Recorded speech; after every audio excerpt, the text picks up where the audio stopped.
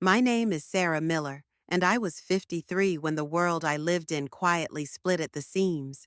Softly, like the lining of a beloved coat tearing in silence. I trusted them, the ones I shared meals with, a home, a future. The ones who swore loyalty and love while slicing cake at birthdays and holding hands around the family table. I didn't see it right away. The money disappeared without noise, almost elegantly, like snowmelt sinking into sand. The letters stopped coming, but I blamed it on busy schedules. My name came up less and less in conversations about the company I had once built from scratch. But I thought, this is just age, the passing of the torch. And then the court summons arrived.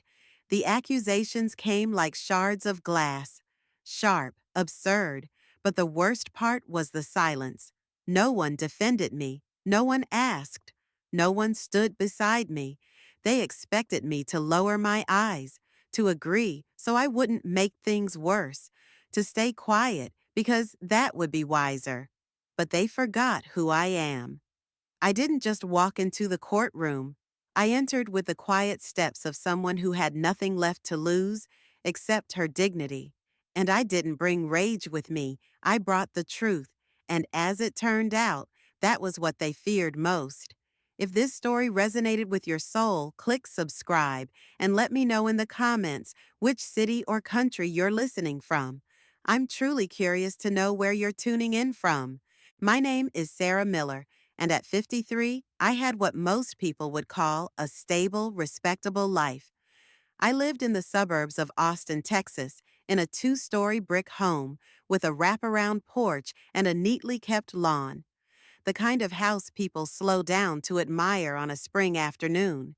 My days were structured, productive, and mostly quiet. I liked it that way. I was a CPA by training and co-founder of a small but successful construction firm, Miller and Hartman, named after my brother John and me. We had built it from scratch over the course of 20 years, starting with modest remodeling jobs and eventually handling mid-sized commercial contracts throughout Travis County. I oversaw all finances, accounting, payroll, and taxes. John handled client relations, field work, and subcontractors. It had always been that way. We each had our role, our rhythm. I took pride in being the one who made things run, the one who balanced the books, paid the vendors on time, calculated the bids, and ensured the IRS never had a reason to call. I wasn't the face of the company, but I was its spine. I didn't need the spotlight. I just wanted security, for me, for my brother, and for the people who worked under our name. We had loyal employees, predictable revenue, and enough savings to weather slow seasons. It wasn't glamorous, but it was real, honest work, and it was ours. I had no children of my own. I had married young and divorced quietly a few years later, long before the business took off. After that, I poured my time and energy into the firm. I never resented that choice. I liked waking up early and being the first to turn on the lights in the office. I liked systems, clean ledgers, predictable outcomes. There was something sacred in doing things right. John was more charismatic. People liked him instantly. He could charm his way through negotiations, shake hands with CEOs, and still joke with the crew on job sites. He had a wife, Elaine, who worked in local real estate, and two boys in college. Their family was always moving: sports, vacations, church events. Our lives were different, but they fit together well. Or at least that's what I believed. Every Monday morning, we'd have our team meeting. I brought the spreadsheets, John brought the coffee, and we reviewed job statuses, timelines, and cash flow. We had built a good team, and for the most part, we operated smoothly. I trusted the people we hired, and they trusted me. In the evenings, I returned home to my quiet house, my books, and my garden. I baked once a week. I volunteered at the public library twice a month. I hosted Thanksgiving every year. I lived with intention, without chaos, and for a long time, I believed that would be enough. Looking back now, I realize how much I took for granted. not just in others, but in myself. I thought that loyalty was mutual, that effort would protect me, that doing the right thing insulated you from betrayal. I thought we were a family, not just by blood, but by choice.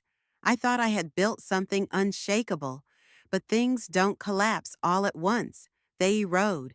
And while I was balancing the books and keeping the lights on, a slow shift had already begun, just beneath the surface, behind the smiles, under the cover of routine.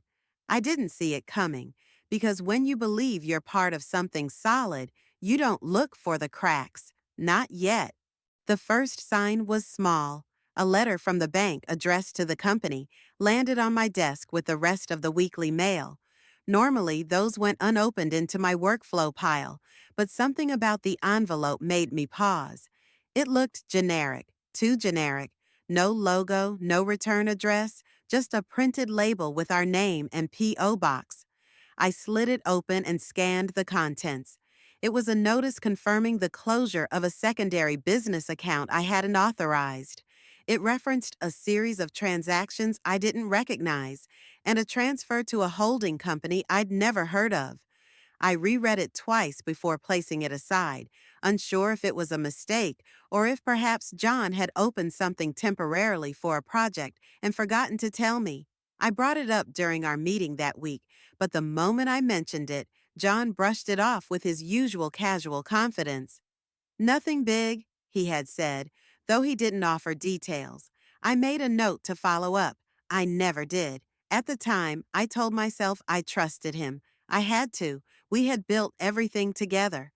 But something shifted after that. I began to notice inconsistencies in our shared records. Spreadsheets I had built and maintained were suddenly overwritten. Files had been renamed, relocated, or, at times, vanished completely. I started keeping backup copies on a separate flash drive, just in case. Then came the invoices. Subcontractors we hadn't worked with before. Companies with vague names. Services I couldn't trace to any real job sites. The amounts weren't enormous, but they were frequent and growing. My access to certain accounts started to glitch. Passwords I'd always used suddenly failed. IT blamed system updates. John claimed they were implementing new security measures. I nodded along, but in the pit of my stomach, unease was beginning to settle like wet concrete. One afternoon, I logged into our payroll system to double-check a tax report and found my administrator privileges had been downgraded, not removed, just altered. I was now listed as read only. It was subtle, but significant. I called the support line. They confirmed the change came from an internal request. I asked who authorized it, but they couldn't tell me. I didn't press. Instead, I wrote it all down in a notebook I kept at home. The kind with a lock and key clasp I hadn't used since college. I had begun to understand that something was wrong, but I didn't know how far it went. There were meetings I wasn't invited to, memos I wasn't copied on, conversations that stopped when I entered the room. I tried to ignore it, to believe it was circumstantial, that business was just moving fast, that maybe I was slipping, falling behind, being overly cautious. But the pattern was growing. I started coming into the office earlier, staying later, watching, listening, pulling reports. I compared vendor payments against job schedules. I cross-referenced client deposits with the master account logs. What I found was troubling. Delays in fund transfers, overlapping expenses, double entries, all under the radar, all small enough to be excused. But when combined, the pattern was unmistakable. I brought it up again, gently, with John. This time, he seemed annoyed. Defensive. He told me I was being paranoid, that everything was under control, that I should take a step back and trust the team. That sentence stayed with me. Trust the team. It wasn't a suggestion. It was a warning. I had always believed that our business was a partnership, that my role, though quieter, was equally vital. But now I wasn't so sure. I felt like a guest in a place I had helped build from the ground up, and no one tells the guest what's really going on behind the walls. That night, I went home and dug through old files, paper contracts, bank statements, emails printed and archived in a fireproof box under my bed. I hadn't looked at them in years. Most were clean, but a few revealed changes I hadn't authorized, signatures I didn't remember giving, and dates that didn't match our internal reports. I slept poorly that night. The following week, I found out our annual audit, something I had personally overseen for over a decade, was suddenly being handled by an outside consultant. No one had told me. When I asked why, John shrugged, said it was easier that way, that everyone's doing it now. I smiled politely. I nodded, but something in me had hardened. A shift. Quiet but final. I realized I wasn't imagining things. I wasn't being excluded by mistake. I was being erased, systematically, efficiently, and with a confidence that came only from people who believed I'd never notice. But I had, and I would not forget. The envelope was unremarkable. It arrived on a Thursday afternoon, buried between a coupon booklet and a quarterly newsletter from the local library. It was thick, official, with the seal of the county courthouse pressed faintly into the upper left corner. I assumed it was related to a permit application or a routine business filing. I opened it with one hand, distracted, and skimmed the first page without understanding what I was reading. Then I stopped breathing. It was a summons. My name was printed in bold block letters under the header, State of Texas versus Sarah Miller. I stood there in the hallway, still clutching the rest of the mail, while the weight of those words bore down on me like concrete. I flipped through the pages, allegations of financial misconduct, accusations of tax fraud, misappropriation of business funds. Every line felt like a slap. My hands shook as I turned the final page and saw the signature of the prosecutor. The charges weren't vague. They were specific, methodical, and terrifying. The language was clinical, as if my life had been reduced to a series of transactions and errors. I was being accused of crimes I hadn't committed, of decisions I hadn't made. It read like a script someone else had written, with my name slotted in for the fall. I called John. He didn't answer. I called again, and again, straight to voicemail. By evening, it was clear that no one was going to explain anything to me. No one was going to offer an apology or even a denial. Just silence. The next morning, I went to the office. The locks had been changed. I stood on the sidewalk staring at the door, trying to comprehend what was happening. I knocked. No answer. A delivery man passed behind me and gave me a sympathetic glance, as if he already knew something I didn't. I stepped back and called the building manager. He confirmed that the locks had been replaced. Per tenant request. I asked who signed the request. There was a pause on the line. Then he muttered, Miller, John Miller. I hung up without another word. My computer was inside, my notes, my login credentials, 2 decades of records and correspondence, my office, my chair, my photos, gone, just like that. I felt like a ghost pacing in front of a life that no longer existed. I drove home, numb. The world outside moved as if nothing had changed. Cars lined up at red lights. A man mowed his lawn. Kids laughed in a schoolyard nearby. Everything looked normal, and yet everything in me was unraveling. I sat at my kitchen table, the papers spread in front of me. I read them again, slower this time, hoping I had misunderstood. But the words didn't change. They accused me of embezzling company funds, of redirecting money to personal accounts, of falsifying records. I had done none of that, and yet my name was on every line. The worst part wasn't the legal jargon or the threat of prison. It was the betrayal, the knowledge that this had been planned, that someone, likely several people, had sat down and constructed this trap carefully, deliberately. They hadn't just pushed me out.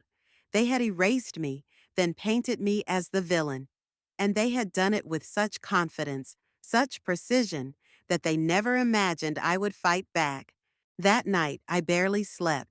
I lay in bed staring at the ceiling, feeling the weight of every decision I had ever made. All the years I'd spent building that company, believing in that team, trusting my own brother. Every missed vacation, every late night, every weekend spent balancing books and fixing other people's mistakes. It all came back to me in sharp fragments, and now I was left with nothing but accusations. I thought about calling the police, about marching into the courthouse and screaming the truth, but instead I did something else. I got up. I found an old filing box in the closet, the kind I hadn't opened in years. Inside were backups, physical copies of documents I'd printed and saved out of habit, contracts, emails, memos, checks, proof, or at least the beginning of it. I placed the summons on top of the stack and closed the lid. Whatever came next, I would be ready. They had taken everything they could from me, my name, my position, my reputation. But they had underestimated one thing. I still had the truth, and I had just decided to use it. The days that followed bled together like ink in water. Time lost its structure. I no longer woke with purpose. I no longer made tea or checked emails. I simply existed inside a house that had once been my sanctuary and now felt like a waiting room with no clock, no door, and no exit. I barely answered the phone. Most calls weren't from friends or family. They were numbers I didn't recognize, voicemails from journalists, lawyers, or financial institutions I hadn't spoken to in years. The few messages I did listen to blurred into a single droning tone: confusion, pity, suspicion. No one said outright that they believed I was guilty, but no one said they believed I wasn't either. Even the silence from my family was deafening. Not a word from John, not a text from his wife, no message from my nephews. I was toxic now, radioactive. Better to be avoided than defended. I watched their social media accounts go dark, their company website pulled down. It gave me no satisfaction, just a deeper, more hollow ache. They weren't hiding because they were scared. They were hiding because their plan had been set in motion, and they no longer needed me in the picture. I stopped going outside. I stopped checking the mailbox. I couldn't bring myself to look at the world as it went on spinning without me. My garden grew wild. The hedges reached past the walkway. The grass went unmowed. I watched it all from the same spot on the couch, day after day, as the seasons began to shift. Food lost its taste. I drank broth from a mug and called it dinner. The TV stayed off. Music felt like an intrusion. Even the hum of the refrigerator started to sound too loud, too real. I wanted quiet, but the kind of quiet that lives inside a cave, heavy, final, untouched. I tried to read, to focus my mind on something else, but the words slipped off the page like oil on water. Every story felt like a lie, every happy ending like a cruel joke. I would close the book and stare at the wall, my thoughts circling the same phrases over and over again. How could they? Why me? What now? One night, I lay in bed and imagined my name in the headlines. Not as a victim, but as a criminal. I saw the mugshot I hadn't taken yet, the courtroom sketches, the slow unraveling of every ounce of dignity I had left. I imagined myself walking into prison in a gray jumpsuit, shackled by the choices I never made. My pulse quickened, my hands clenched. I sat up in the dark and felt a scream rise in my throat, not a scream of rage, but of helplessness, of grief so deep it barely had sound. I didn't cry, not really. The tears had come earlier, in small moments, when I found an old company badge in my drawer, when I realized my work email had been deleted, when I saw that even my LinkedIn profile had been edited without my consent. But this was different. This was the kind of breaking that doesn't come with tears. It comes with silence, with stillness, with surrender. I lay back down and stared at the ceiling for hours, waiting for morning and wondering what morning even meant anymore. The woman I used to be, the one who built a company, who kept the books clean, who showed up every day to hold it all together, was gone, erased. All that remained was the version they had painted of me: dishonest, reckless, greedy, and the worst part? I had started to believe it, not because it was true, but because no one else had stood up to say it wasn't. And when enough people stand by while you're being buried, you start to wonder if maybe the dirt belongs. For a while, I let myself rot. I sat in the same chair, wore the same clothes, walked the same hallway from the kitchen to the bathroom and back again. I let the walls close in. I let the fear consume me. I don't know what finally made me get up. Maybe it was the way the house smelled, stale, lifeless. Maybe it was the sunlight cutting across the floor in a pattern I hadn't noticed in weeks. Maybe it was the way my own reflection startled me in the hallway mirror, like I was seeing a ghost of myself. I stood there for a long time, staring into the eyes of a woman I no longer recognized. Then I turned, walked into my office, and pulled the old filing box out from under the desk. It was time to stop surviving. It was time to remember who I was before they rewrote me. I started with a single folder. It was labeled Q1 Contracts, 2018, written in my own handwriting in black ink, faded along the edges from time and heat. The paper inside was stiff, slightly curled at the corners, but intact. I spread the pages across my dining table: vendor agreements, project bids, signed check copies. I scanned each line not for what I remembered, but for what didn't belong. The silence of the house felt different now, less like a tomb, more like a vault, one I could finally open. I pulled more folders from the filing box: invoices, payroll reports, quarterly statements. I didn't read them in order. I let instinct guide me.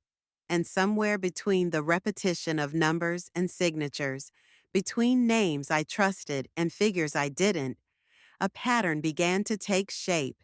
It wasn't one big lie. It was dozens of small ones. Tiny manipulations so carefully placed they were almost invisible, until they weren't. Vendor names that didn't match employee records.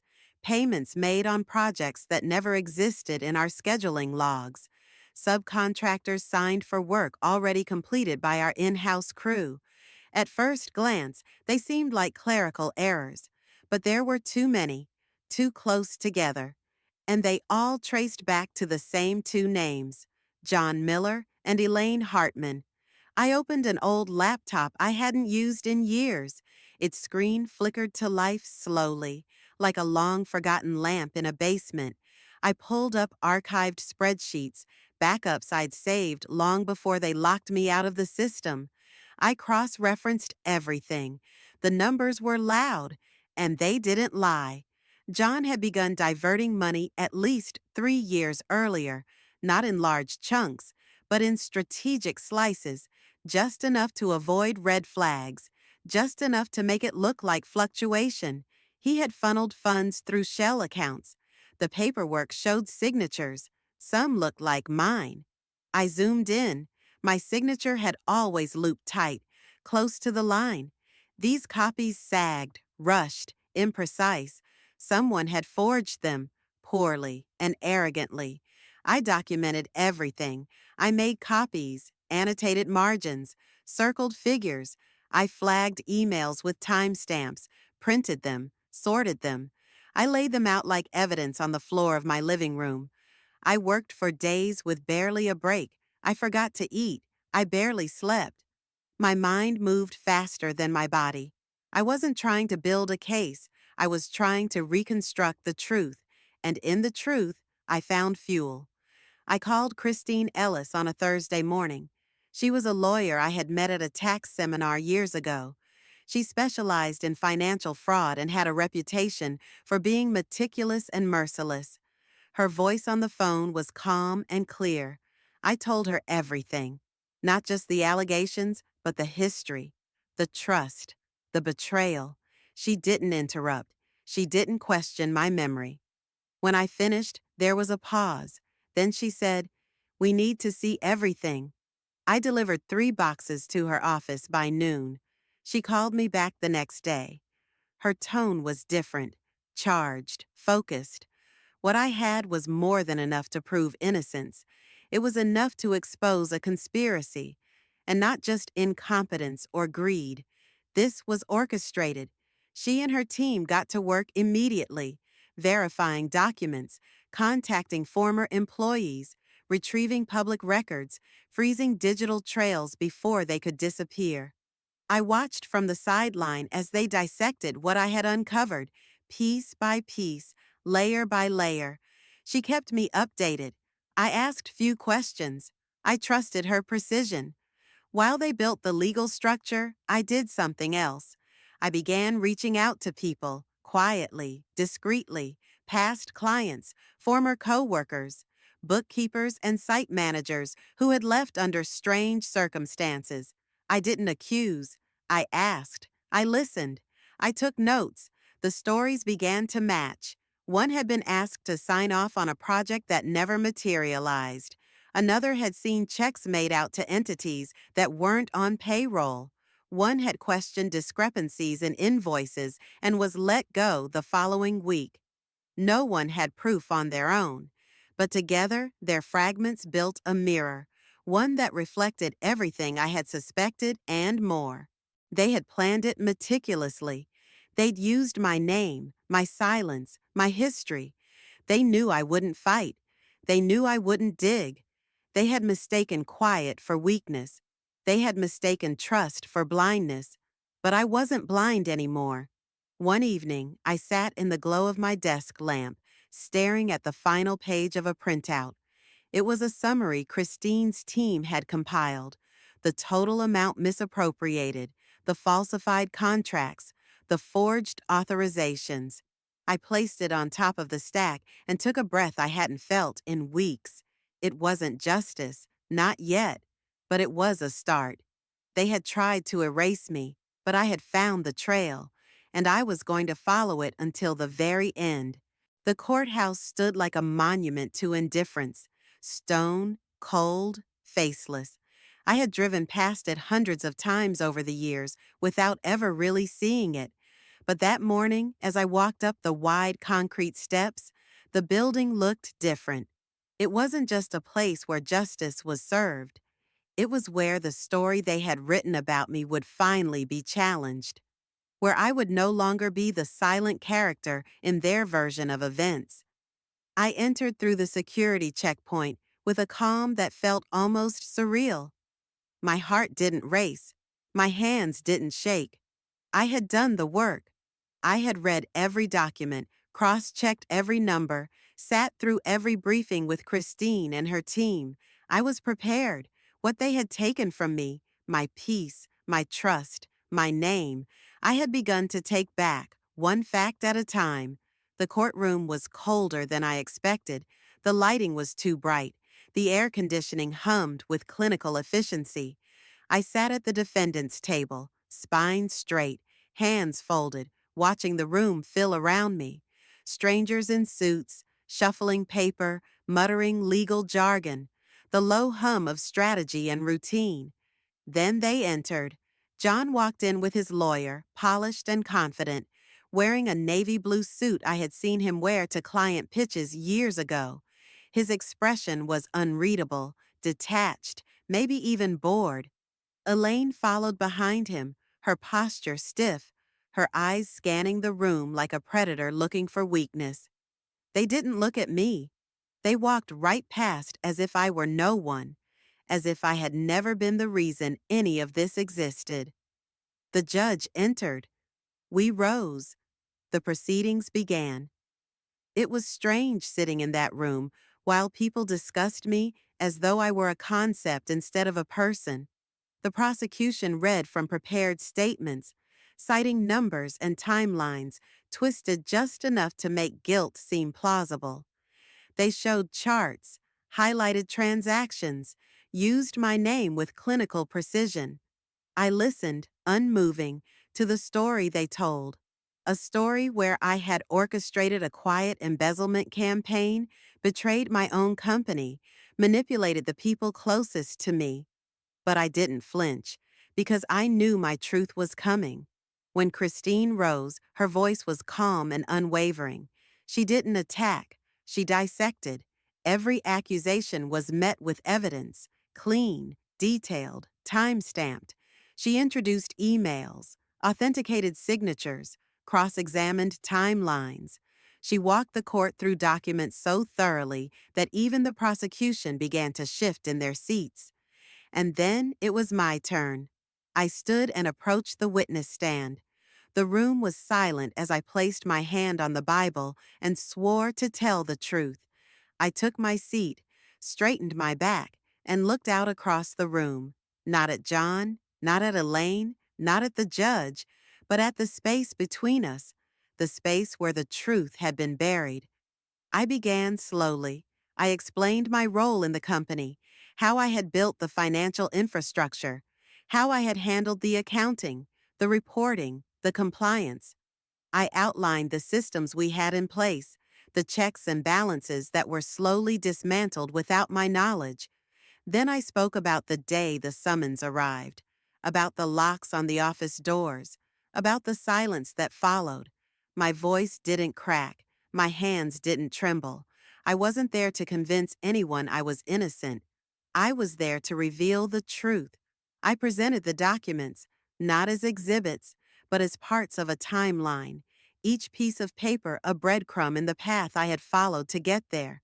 I told the court how I had found the forged signatures, how I had traced the shell accounts, how I had gathered statements from former employees who corroborated everything. I laid it all out with precision, not drama. And then, at the very end, I said the words I had carried in my chest for months. They counted on me staying silent.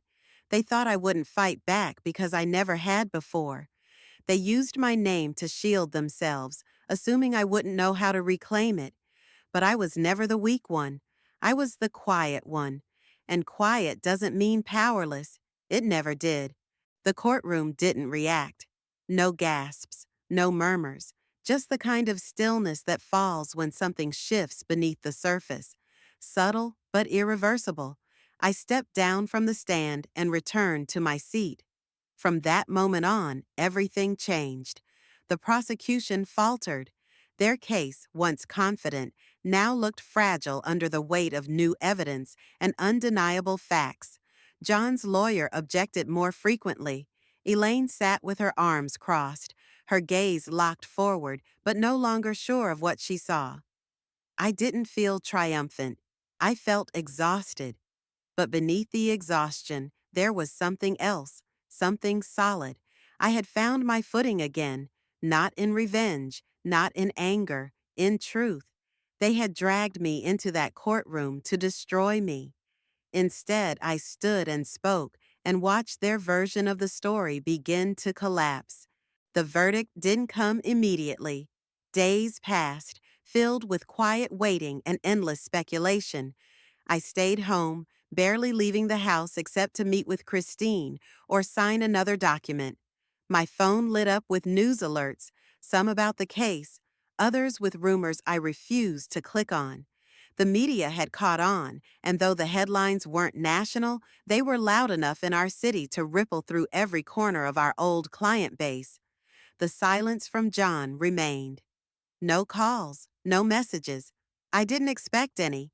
His arrogance had carried him this far, and I doubted he'd abandon it now.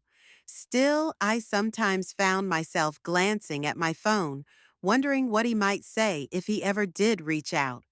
I knew he wouldn't. He was too far in, too convinced that the best defense was pretending I never mattered.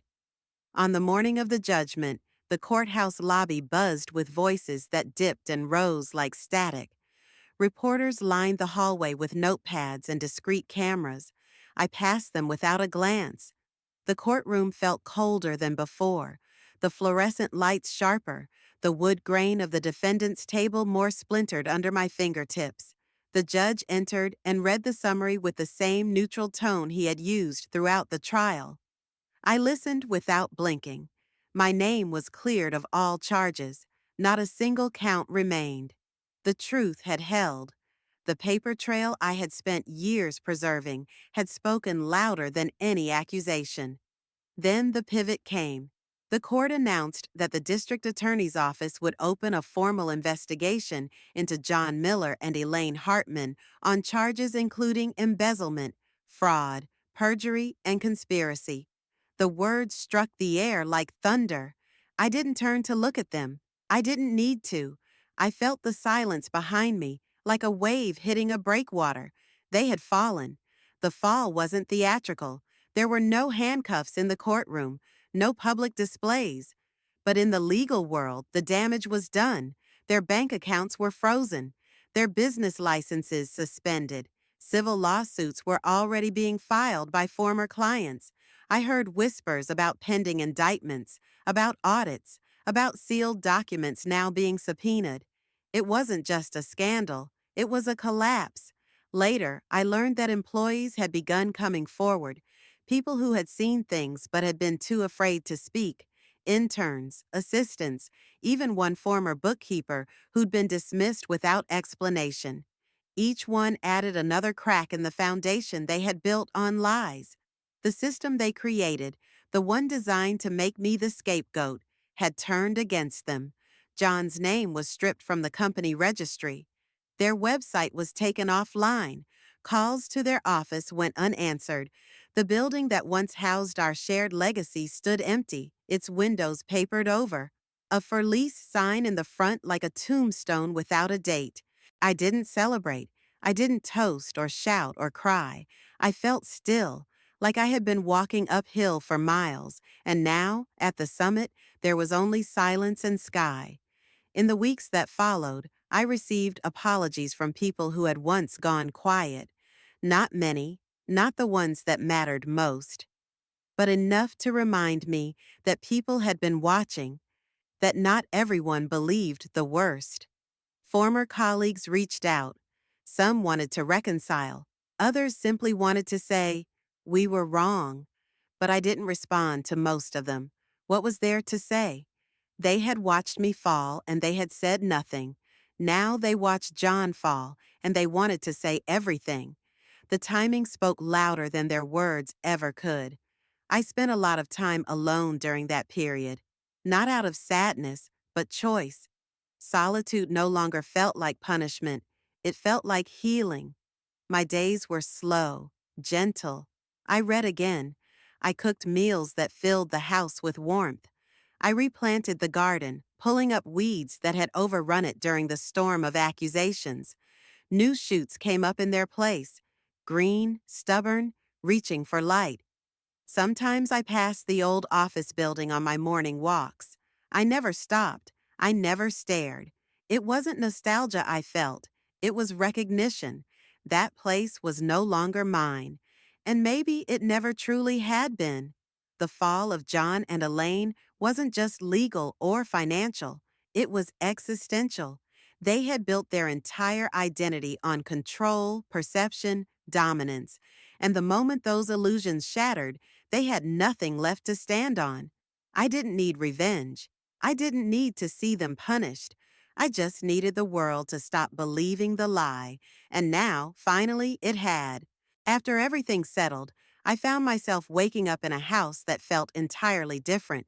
It wasn't bigger, brighter, or more luxurious. It wasn't filled with new things or renovated with money I never wanted from court settlements. But it was finally mine. Not just in ownership, but in spirit. The walls no longer echoed with anxiety. The floors no longer creaked under the weight of silence. There was stillness now, but the kind that brings clarity, not isolation. I started speaking again. Not just in conversations, but in purpose. For the first time in my life, I spoke without shrinking. It began simply. A community center had reached out after hearing about the trial. They asked if I would be willing to speak to a small group of women, mostly small business owners, about fraud prevention. I almost said no. The idea of going back into a room filled with eyes and expectations made my chest tighten, but I said yes. I stood at the front of a modest room with a few rows of plastic chairs and a broken microphone that squealed every time it was moved. My hands trembled as I opened my notes, but I didn't need them. I spoke from memory, from experience, from scars. I told them what I had lived through. I didn't dramatize it. I didn't edit the pain out of it. I told them how it started, how I ignored the signs, how I let trust override instinct, how silence made me small enough for others to step over. And I told them what it took to come back, to fight, to win. When I finished, no one clapped. They just sat with it, and that was enough. Afterward, a woman in her 60s came up to me. She said, "I thought I was the only one." She wasn't. That was the beginning. More invitations followed: universities, local chambers of commerce, women's legal organizations. I never called myself an expert, but I had something else: lived knowledge. I knew the language of betrayal. I understood the mechanics of gaslighting, how it wears you down one gentle inch at a time until you stop asking for what you deserve. And I had learned how to climb back out of that. I started writing as well. At first, it was just journaling, then longer essays. Eventually, Christine connected me with someone who ran an online platform for financial literacy. They asked if I'd like to publish a series about women in leadership, accountability, and the silent systems that punish those who don't speak loudly or cruelly enough. I said yes, again. Every piece I wrote felt like reclaiming something they had tried to take from me: my authority, my credibility, my ability to be more than what they needed me to be. One afternoon, I stood in front of a class of law students. The topic was ethics and corporate responsibility. I looked out at their eager, confident faces and thought about how many of them would walk into boardrooms assuming the system would work for them, that merit would protect them. I told them my story. I told them that power often hides behind politeness. That silence is a language, and if you don't learn to speak over it, someone else will write your part for you. They took notes. They asked questions. And for the first time in a long time, I didn't feel like I was defending myself. I was teaching, leading, owning my space. In the quiet of my home, I found new rituals: morning walks where I greeted neighbors who now looked me in the eye, evenings where I lit candles not to chase shadows away, but to celebrate the light. I cooked full meals again. I played records I had forgotten I loved. I filled notebooks with plans, not just for myself, but for others. I had time now, and I knew how to use it.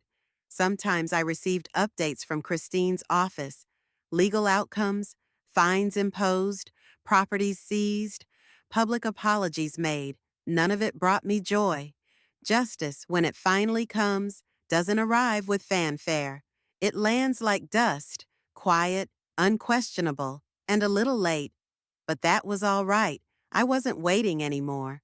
I had spent so much of my life keeping things together, making things easier for everyone else, hiding behind the roles I had been given. But when everything fell apart, when the people closest to me tried to erase me from the story, I found something I didn't know I had been missing. I found my voice. And once I heard it, I refused to let it go quiet again.